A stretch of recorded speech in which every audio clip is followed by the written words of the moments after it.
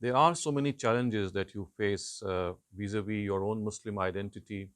And of course, there are some things that might come to you in the form of a cultural shock. And because of the fact that we Muslims, we are living in a world in which these cultural boundaries, they are diminishing every day.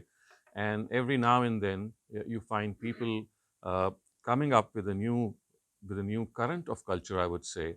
And I can say that in the last 30 or 40 years of my conscious life, I can see this cultural change which used to happen. It used to happen in generations. It's now happening almost after every 5 or 10 years. I mean, technological advancements, things that are making us closer to each other.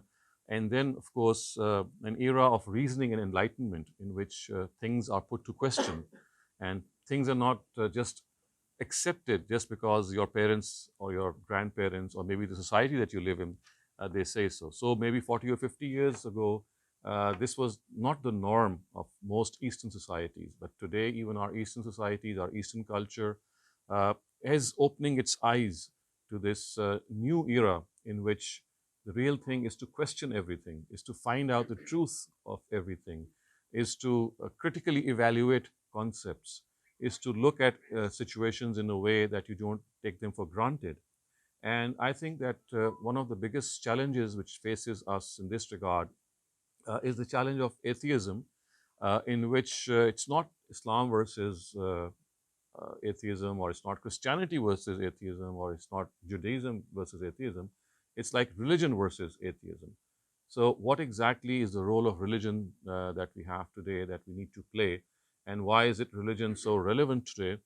And so, I think I would start off first by presenting before you that as far as the first challenge that that we face in the West, and of course, it relates to our own Muslim identity, uh, is what I call the ritualistic approach towards religion. This is an approach in which we Muslims generally find refuge in. This is something that we have mostly been taught in our childhood, and that is that the basic purpose of religion or the basic purpose of Islam is to connect yourself to the Almighty. And for that, of course, there are rituals which we have been prescribed. But as far as our connection with human beings is concerned, as far as our attitude is concerned towards our human fraternity, a lot has been left to be desired. And we find ourselves way, way back as far as our dealings are concerned. And I think, as I said, the basic reason for this is that ritualism has taken over religion. Ritualistic trends have taken over religion, and we regard those five rituals to be the beginning and the end, the alpha and the omega of religion. And as far as humanity is concerned, as far as having a good character is concerned, as far as professing relationships with other people are concerned, unfortunately, that has been relegated back, and I do find this to be something that really needs to be worked upon.